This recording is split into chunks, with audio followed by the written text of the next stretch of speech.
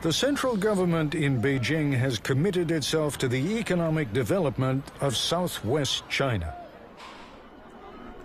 During the earthquake in that region, many thousands of children died in the rubble of school buildings that collapsed, while surrounding buildings did not. Most of the parents of those children are convinced that substandard materials and construction methods are to blame, and the focus of their anger is corruption.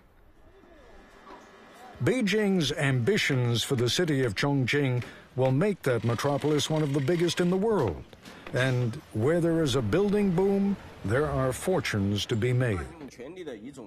The officials who are in charge of fining the lawbreakers are themselves painfully vulnerable to kickbacks and bribes.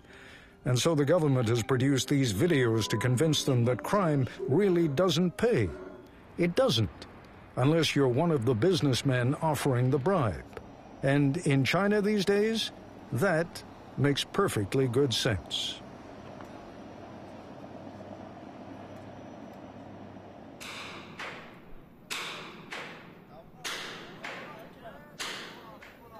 There is good money to be made by those who have the skill and the nerve to work on a steel beam in the dizzying isolation that exists hundreds of feet above the Yangtze River. $11 a day. Relatively high pay.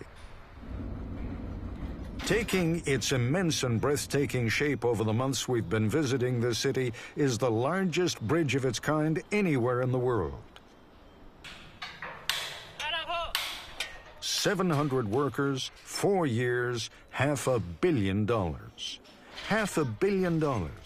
A tiny fraction of that, less than 3%, spent buying the labor of these men.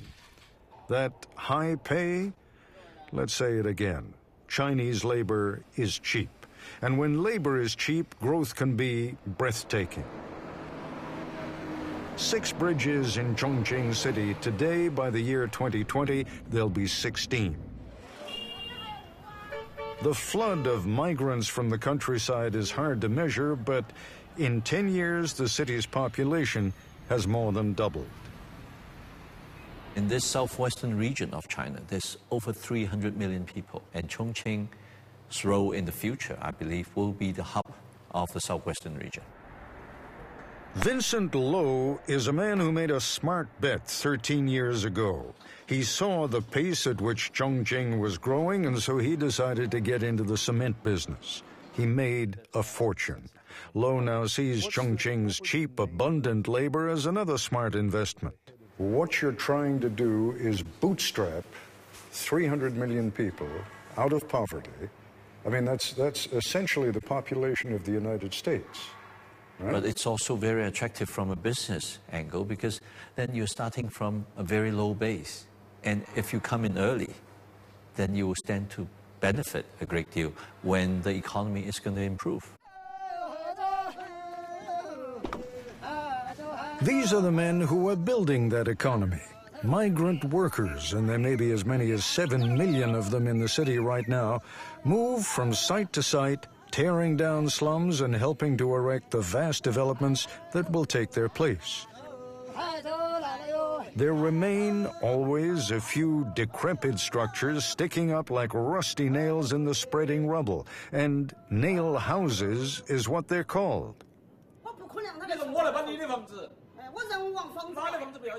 They will have to kill me before they dismantle this house, she is saying. To drive me out would make me a beggar. It's a form of robbery, he says. We're peasants, she says. We have no pensions, no jobs. The flag is the only symbol of protest that is tolerated, and even then the police prevent local newspapers and television from publicizing their protest. The authorities learned their lesson when bloggers made a sensation of this Chongqing house when its owners resisted its excavation. The family got a handsome payout before the house was finally removed. When our crew began videotaping here, it didn't take long for the police to invite them to a local precinct for questioning. We have no choice, she says. We want everyone to know our situation. We don't want to move. My parents and I built this house, he says. I have so many family living here, there's no place for them to go. Just up the road, you can see what will likely take the place of their old house, the start of Vincent Lo's urban renewal development. The music and the cocktails mark the opening of sales offices for the latest batch of 3-bedroom condos, close to $250,000 if you're interested. It promises to be some of the finest housing in the city, and don't expect anyone to be put off by protests from the Nailhouse family. A privacy wall blocks it from the sight of passers-by. What is happening in Chongqing has happened in cities around the world. The old neighborhoods are being leveled. It is, quite plain and simply, part of a vast plan to change the face of China. New developments and towering office buildings will take their place. The plans for the new megacity are so ambitious that civic leaders have built a model of the future that covers an area the size of a basketball court. It's a major draw in Chongqing for tourists and foreign investors. Really look at the bright future. It's important you see the progress. Li Shirong is deputy director of Chongqing's Foreign Trade Commission. She is one of the city's biggest boosters, but I asked her to focus on some of the downsides of economic growth. Some people demonstrate because they don't want their old houses torn down to make way for new houses. Some people demonstrate because they say, oh, our city officials or our village officials are corrupt. They take money. But I think this kind of thing in the USA, you have a lot. Yes, we have demonstrations. But when we have demonstrations in the United States, I know what people are demonstrating for. Here, it seems to be a secret. No, if you feel it's demonstration, why? You then can go there and to see. No, you can't go there. No, the police won't let you go there. The police will not let the cameras come. I'm not really working in this field, so I don't know.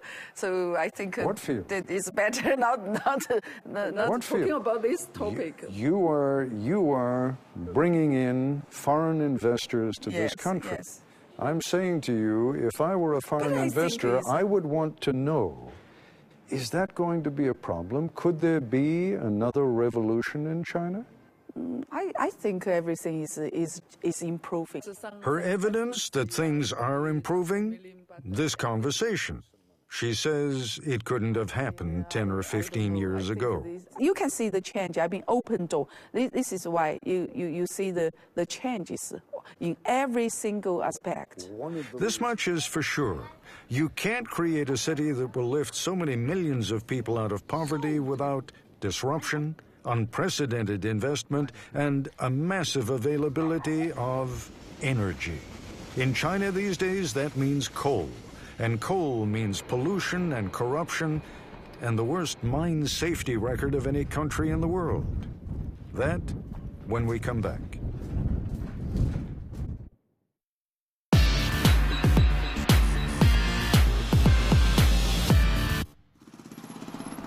There is a permanent pall, a dirty haze that hangs over the whole Chongqing Valley. Pollution is a problem throughout much of China, and coal is often the cause. Datong is about an hour and a half outside the big city, and the grime here comes with being a coal town. It's the price of prosperity. You can't bootstrap close to 1 billion people out of poverty without economic growth, and for that, China needs coal. No coal, no growth.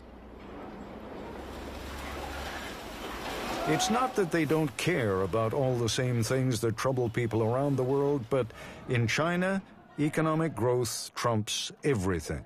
Pollution, corruption, even workers' safety. In the coal industry, all of those problems come together. Before the men go down into the mine, they hear about yesterday's production numbers and today's quota.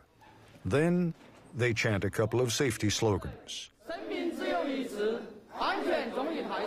We have only one life to live, they recite, and safety is the most important thing.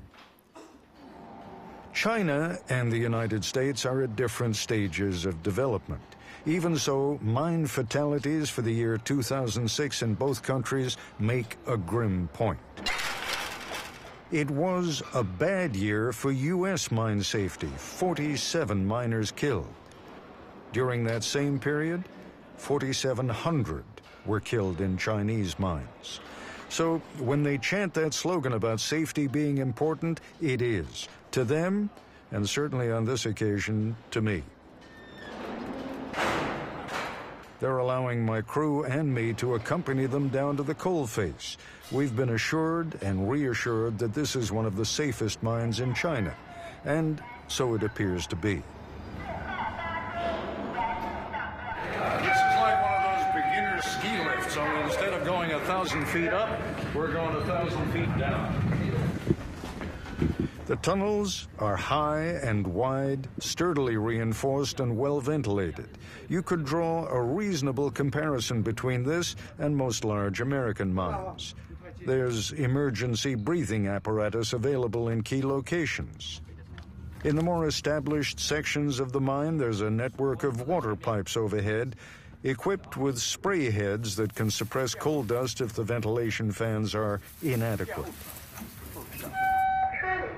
But even the best mines are dangerous places, and there's an urgent need for coal in China. What overrides any serious discussion of mine safety in China is the brutal fact that roughly 75% of China's energy is fueled by coal. There's not much to be gained by lecturing the Chinese on mine safety. They're familiar with our record, and they know that as recently as 1970, the U.S. had a higher death rate per 1,000 miners than China does today. They've actually improved their record, but it's no surprise that China still has the worst safety record in the world. That's something very much on our minds as the space becomes more cramped. It's a lot warmer down here, too. A constant flow of water cools the drill and suppresses the coal dust. The guy holding up that gauge, that's all he does, check for the level of hazardous gas in the air. The numbers rise and fall depending on whether the drill is active. If the meter reaches 100, we'll have to get out. What is the most difficult thing about working in the mine? Is it the small space? Is it breathing the coal dust? Some mines have very good conditions, and some are very bad, says Wu Xian, the crew chief. Once you get used to this, it's not a big problem. What about the coal dust? The dust is harmful to our health, but I don't think it's a big deal, he says. Once we start using the mask and other protection measures, we should be fine. This year, with China facing growing coal shortages, they also worked through the Lunar New Year's holiday.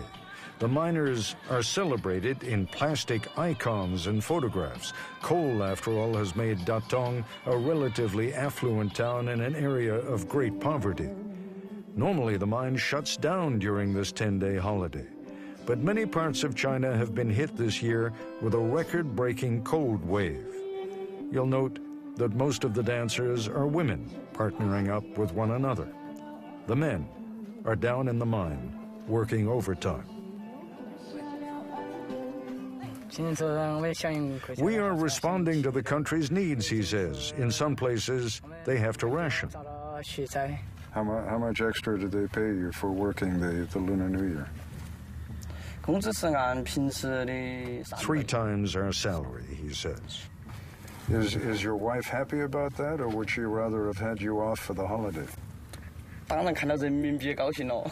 When she sees the money, he says, she'll be very happy. In this mine, there are no picks and shovels. It's all highly mechanized. That's not the way it's always done. In 2007, the government ordered the closing of more than 10,000 small, unlicensed mines. The price of coal is so high, though, the need for coal is so great that illegal mines are opening up almost as fast as the government can shut them down. Beijing is a long way off, and payoffs to corrupt local officials can work wonders. This is Wu Xian, the crew chief, barely recognizable when we meet him at home, scrubbed, immaculate, joining his family for dinner. Wu takes home more than $300 a month, which is big money for a blue-collar worker in China. Like most Chinese, Wu and his wife are painfully thrifty. They didn't buy this apartment until they could pay for it, in cash. It's a clean, tidy little place, and it's all theirs. No mortgage, no debt. Everything in Datong revolves around coal. Almost everything in China depends on coal. It is what illuminates the cities and fuels their industries. Chongqing gets 95% of the coal produced by the mine we visited, nearly 5,000 tons a day. Is it a dirty fuel? Of course. Without the necessary scrubbers and pollution control devices, burning coal contaminates everything. So, on the one hand, you have pollution, corruption, and mine safety. On the other, you have economic growth, jobs, and electricity. For the foreseeable future, that's not even a close call.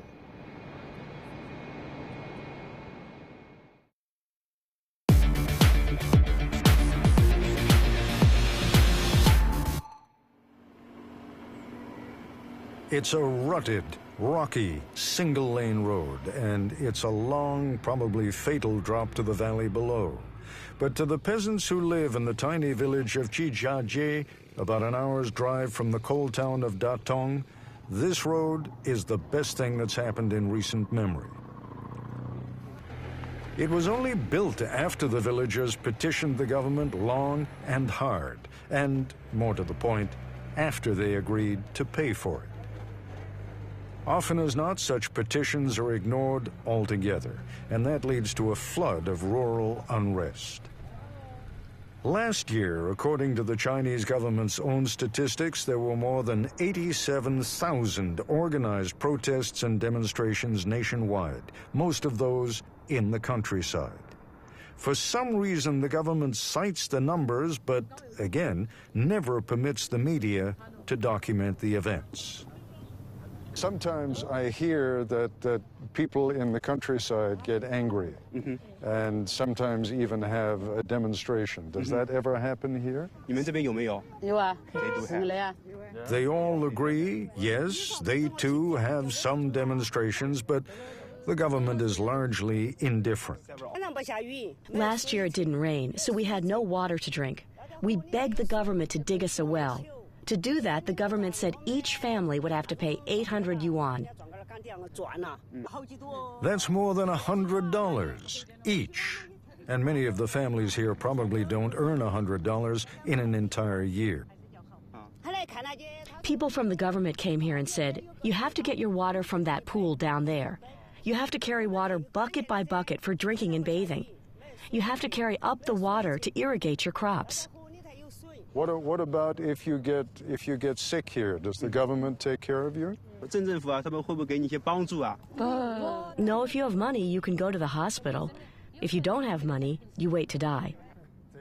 And yet, they still insist that life is better now than it's ever been. The army no longer forces people to join, and we are no longer forced to move off our land. We do thank Chairman Mao. Her gratitude to the late chairman is touching but misplaced. It was he who ordered the policy of forcibly resettling millions of Chinese 40 years ago. The matriarch of this village is 93 and lives on or in this bed. Her cough gets progressively worse. She could clearly use some medical attention. I have never gone to the hospital and I have never taken any medicine.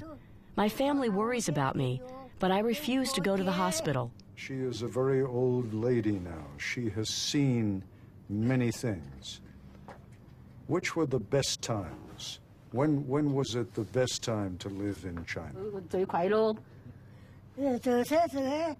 Right now. We have enough food to eat, we have enough clothes to wear. Right now is the best time. It seems an extraordinary claim, but the evidence is just next door, looming like a promise of all that is possible. You've noticed perhaps that in this village there are only children and old people. Everyone else is working in the city, Chongqing. That's the only way anyone can get enough money to build a house like this. 3 of the children were more than a little curious about us and our cameras. The older girl, keep an eye on the boy, but the older girl attends boarding school where she's picked up some basic English. Your parents work in Chongqing? Yes. But they pay for your school? Yes. Yes. And you live here with your... With my grandmother. With your grandmother? Yes. Yep, that's chewing gum he just put in her hair. Will you go to university? Yes. Yes, I hope so. Nice to talk to you. Nice to meet you. Nice to meet you too. Okay. Nice to meet you too. Nice to meet you too. Oh, thank you. Oh, great. Oh, wonderful. That was great. No one among the old people here can even read or write. That's what's so miraculous about the very possibility that some of these children may attend a university. That's the very thing that keeps Chun Jiming working. A university education for both his children. For $3 or $4 a day, Mr. Chun carries packages for shoppers. Putting his earnings together with what his wife gets working in a hospital, the Chuns bring in $3,600 a year. $3,000 of that goes towards school tuition for their son and daughter. Whatever other needs the two of them may have over the course of a year have to be covered by the $600 that's left. Normally, to save money, Mr. Chun and his wife eat meat only once or twice a week, but this is anything but normal. Their children have come home for the 10-day New Year's celebration. It's the only time of the year they're all together. And never mind that there's no place inside for 4 people to sit. Here, as it is everywhere in China, every effort is made to make the New Year's meal memorable. 22-year-old son Chun Yu already attends a university and hopes to go on to graduate school. My parents often say that studying is the only way out for people like us. Manual labor is worthless. Only education will grow in value over time. The Chuns have saved enough to send their 20-year-old daughter, Chen Yulan, to a university also. But she's having trouble in school and may not make it into college. My parents work very hard. I feel so bad because I'm not doing well in school. I cannot live up to their expectations. They expect me to go to a good university so that their investment is not wasted. It's more than that. It's one of the few ways that peasants can break out of an endless cycle of poverty. I think this is the only way I can change our family status, because we are all peasants. My family has so little knowledge of the way things work, they cannot protect themselves. They can be easily cheated. Most village people have neither an education nor much hope of being able to afford one for their children. And when Yu speaks of peasants being easily cheated, he's not alone.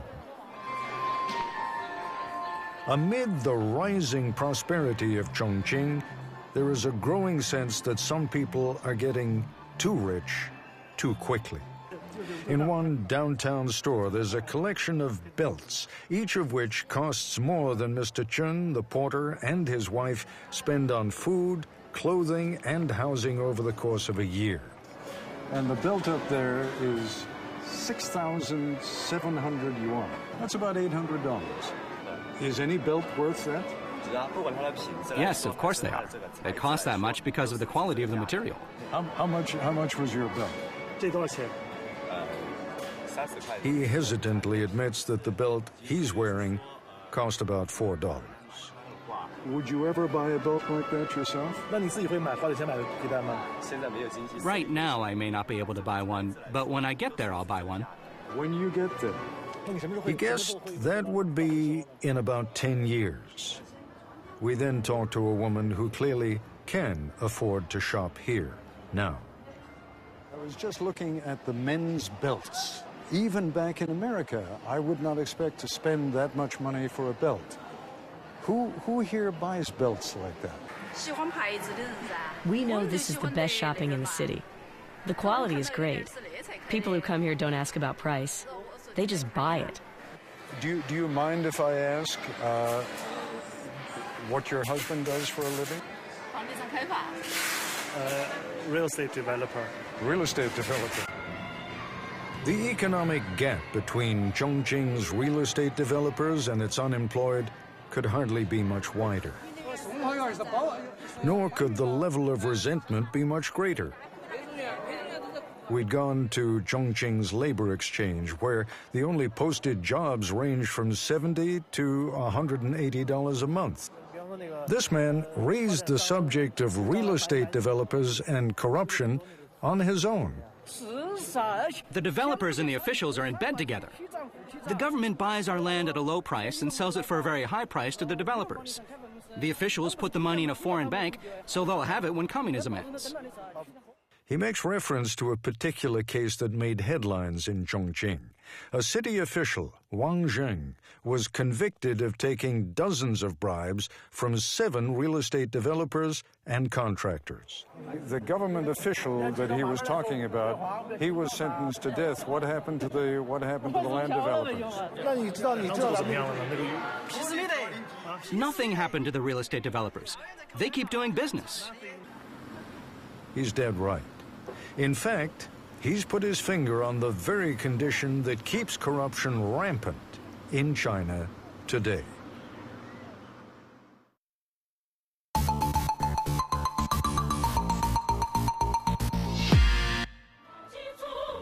What they're singing about, those guys in their smart tuxedos and the ladies in the ball gowns, is corruption. Or, to be more precise, the promotion of clean government. We, they sing, are strongly connected with the people and only work for the people.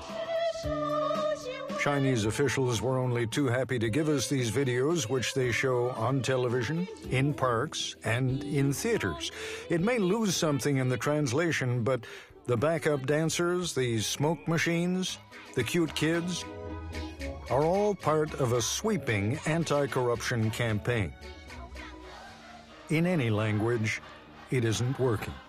Corruption has for years been an integral part of doing business in China. Briggs & Stratton, the American lawnmower and snowblower people, refuse to play by those rules. Jim Marceau runs Briggs & Stratton's operation in Chongqing. One of the things I said we absolutely have to change is the bribes to government officials, which are known as red envelopes, where you put money in a red envelope and hand to a government official. One of Marceau's first hires here was Glenn Wang. He's the general manager. Wang likes working for an American company and finds it to be a very different experience from working at a Chinese one.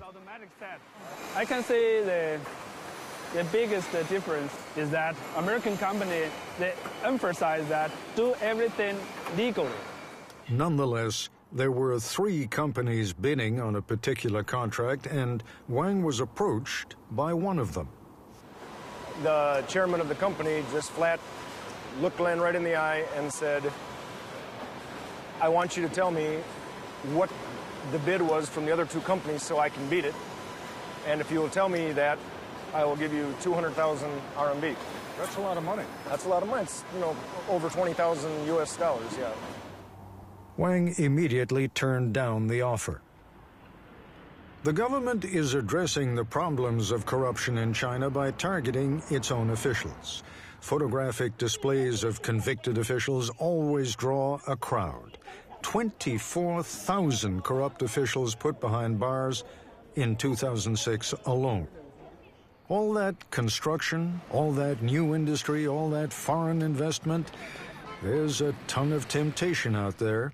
And these men and women, city inspectors who have the power to issue citations, are just as vulnerable as anybody else, which is why they're required to watch this video. It's much worse than being whipped. When you have the handcuffs on, when you walk into prison, you realize the price you're paying. The video is actually a pretty slick piece of work. Powerful images, sentimental music, and emotional testimony from those who miscalculated the consequences of greed. I was taken to this room. My wife and daughter were there. My little grandson recognized me. He said, "Grandpa, why did you cut off your hair? Why do you wear such clothes? The clothes you used to wear were so wonderful." All of this from a little child. That was the hardest to bear. Practically speaking, there is no presumption of innocence in a Chinese court, no trial by jury.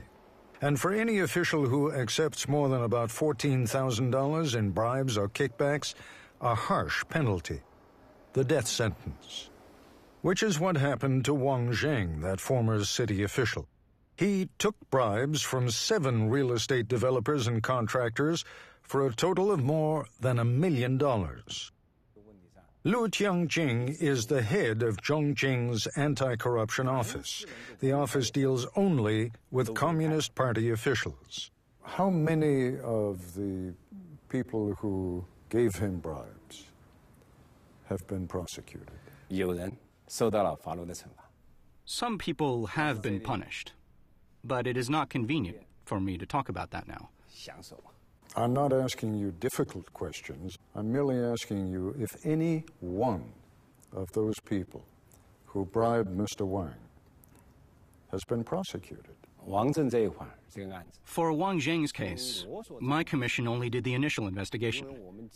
When it reached a criminal level, it became the responsibility of the Justice Department. That includes investigating the people who bribed him. Instead of a death sentence, Mr. Wang is now facing life in prison. He named the businessmen who he said bribed him. These are men who have built major shopping malls and high-rises. As best we could determine, none has been prosecuted. Not one.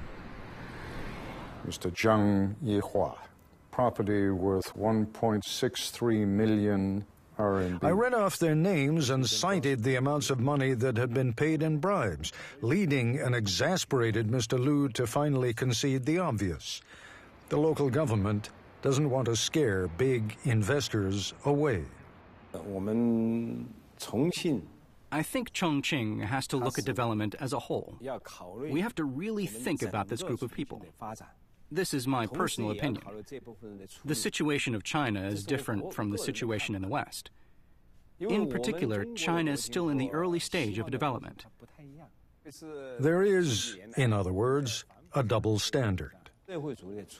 When you launch a case which involves a company, especially a private company, you have to think about the reasons why they're offering bribes. This becomes very complicated. So we have to take a very cautious approach when dealing with this. Simple enough, but still an extraordinary admission. It's a totally one-sided application of justice that operates on the premise of whatever's best for business.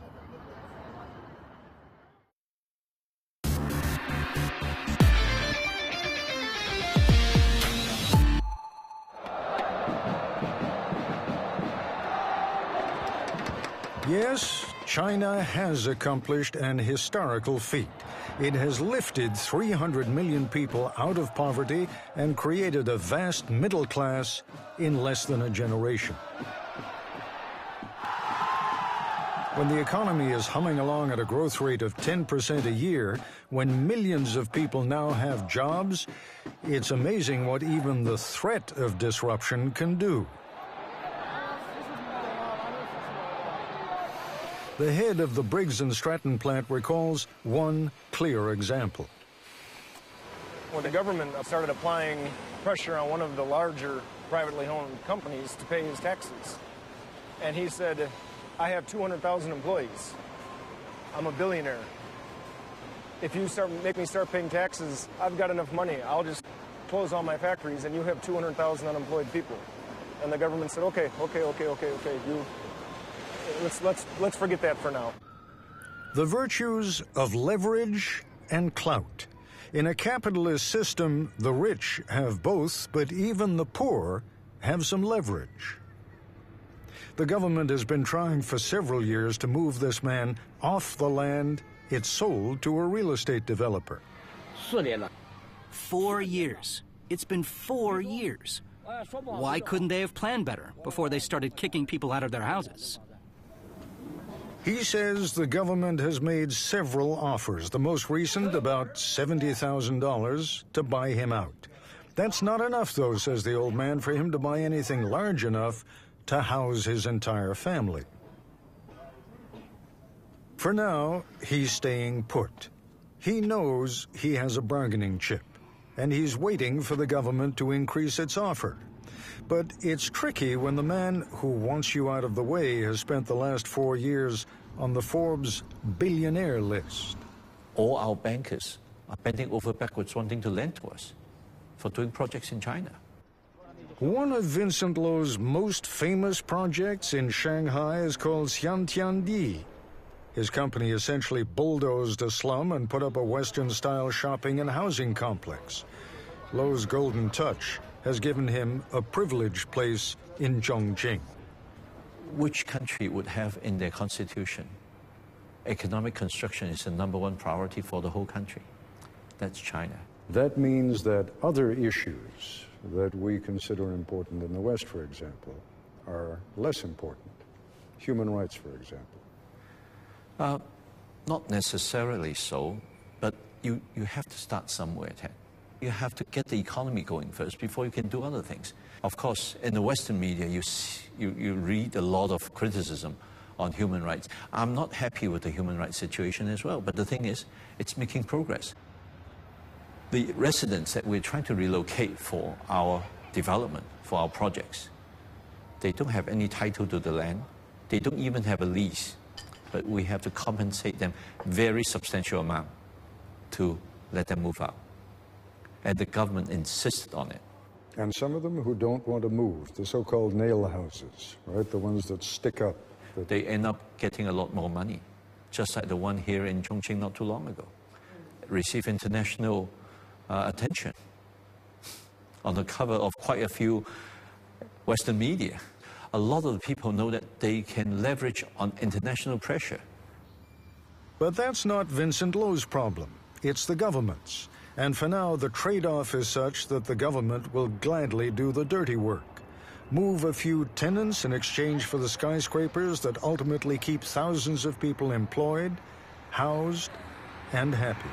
People like Vincent Lo and his company and other companies are selling lifestyle to people on a scale that's never been in the history of the world. Ben Wood is one of Shui'an's architects. The young people, it's extraordinary. Just their life is going to get better for them as far as they can tell. And it is. They're buying cars, they're buying apartments for the first time. This is a whole new industry. How do you get an economy the size of China moving so fast? It's only the business sector that is doing that. And now that the economy is moving at a very steady, fast pace, the government is saying, okay, we can slow down a little even. That is true. A few years ago, President Hu Jintao declared that China needed to be a so-called harmonious society, shifting the focus from economic growth alone to social concerns. How that is accomplished remains to be seen. For the moment, there's no real system of health insurance, no social security, no one to take care of the elderly, other than their children, who, it is hoped, can find jobs and keep them. The fact is, we in the West are the only ones who still see China as a communist country. China today is not communistic for sure. Actually, a lot of countries in the West are much more socialistic than China. Go ahead, name some. Well, in Europe, you name it. France, Germany, all very good countries, but they are more socialistic. That's why China is seeing the growth that we're seeing, because the government is the most pro-business government in the world. Which is not, we need to keep reminding ourselves, the same as pro-democracy. It's nothing like that at all.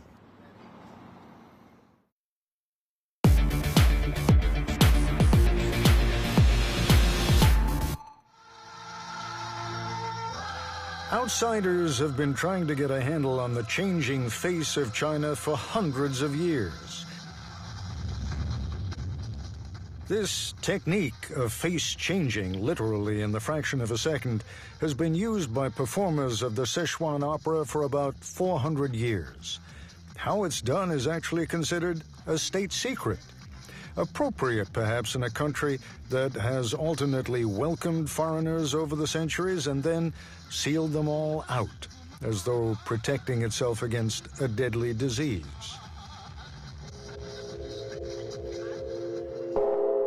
China these days is at sort of an in-between stage. It has clearly bought into capitalism as an economic theory, but China's acceptance of a free market is completely unrelated to political freedom.